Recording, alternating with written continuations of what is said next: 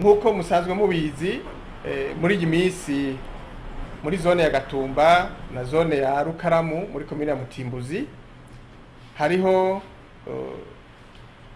abana batariko bariga bivuye kuhindagurika ry'ibihe, aho hari umwuzurira wateye ako karere, mbere bigaca bituma amashuri ari mu vyatewe abanyeshuri badashobora kubandanya biga kuko amashuri ari mu mazi.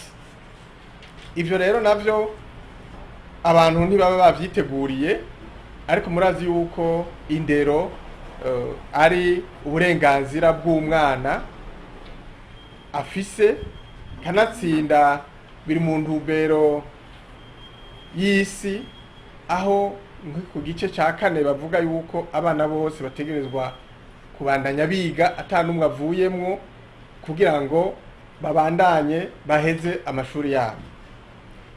Uwo mwuzurira rero wo mu Gatumba no mu Rukaramu si ubwa mbere, kuva mu mwaka wa 2020 no mu mwaka wa 2021 warabaye, kumbure mu mwaka uheze ntiwabaye cyane, ariko uyu mwaka byasubiye kwanga gushika naho aho amashuri, inyubako rusange nk'ibitaro, amavuriro, mbere n'ibarabara ry'igihugu rya 4 bitagenze neza bishobora gusamburwa n'umwuzurira.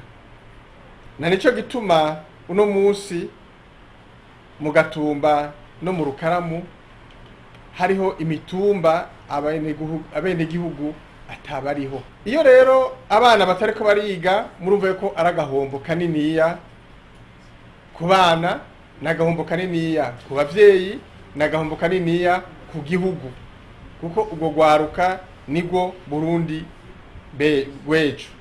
Nico gituma rero mu bihe nk'ibi dusaba leta ko yoza irategekanya mu kugwanya iyo nk'ibi bishitse, ibiza nk'ibi, haba ivyinduka vy'ibihe canke bifatiye ku ngwara. Murazi yuko no mu mwaka wa 2020 habaye ingwara COVID-19, amashuri menshi ntiyakora mu bihugu vyinshi, twe twaragize imana abana barabandanije biga, ariko rero ico kiza canke ibiza bidushikira ku isi no Burundi buturimwo byotuma dutangura kuyumvira izindi nyigisho twoza turakoresha, ubundi buhinga twokoresha nk'igihe bishitse abantu bakaba badashobora kubandanya bigira mu mashuri, cyane cyane abana.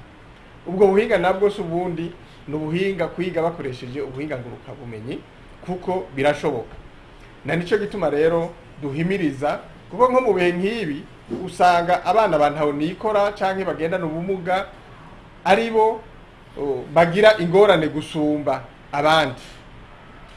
Muri iyi ndwi twarasimbiye mu Gatumba kuwa mbere, twariboneye amashuri yo ku Mushasha, amashuri ETS Gatumba, twaraciye mu Rukaramu kuri ishuri shingiro rya Kinyinya n'ishuri ryisumbuye rya Kinyinya. Ayo twabonye yuko abana bamaze igihe batiga kuva muri uku kwezi kwa 5, ariko twoshimira abayobozi n'abavyeyi n'abajeje intwaro, kuko baragerageje gufasha kugira ngo abana bari mu mashuri akora ikibazo ca leta babandanye biga.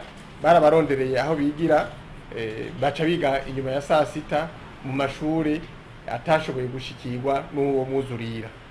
Ivyo rero bigaca bisaba yuko abandi nabo bari muhira.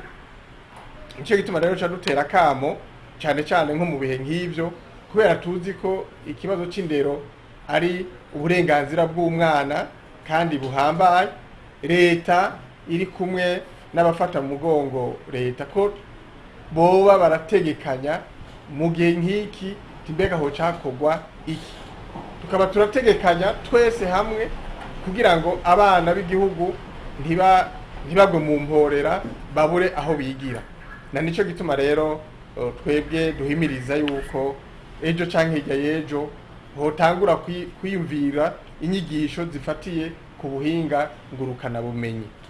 Ivyo rero hamwe biratanguye, kandi ndazi yuko no mu gihugu cacu ejo canke hirya y'ejo bizoshoboka, kuko haba nko muri kaminuza baratanguye kwigisha abigisha bazokwigisha mwene ico gisata cyane cyane muri NS, kugira ngo bazotangure gukoresha ubuhinga buciye kungurukana bumenyi. Ivyo rero leta itegeza gukora ivyishoboye mu gukingira ibiza no gufata ingingo kugira ngo ejo canke hirya y'ejo bishitse ibintu nk'ivyo abana ntibagwe mu mporera. Ni muri iyo ntumbero rero twakoresheje iki kiganiro kugira ngo twerekane yuko dushobora kuba twiyumvira ibyo twokingira, kugira twokingira igisata c'indero, abana ntibazoze barabura ingene biga kuko batakaje ukwezi. Raba rero nko mu myaka 4 buri mwaka batakaza ukwezi mu vyigwa, murumva ko ari agahombo k'ubumenyi.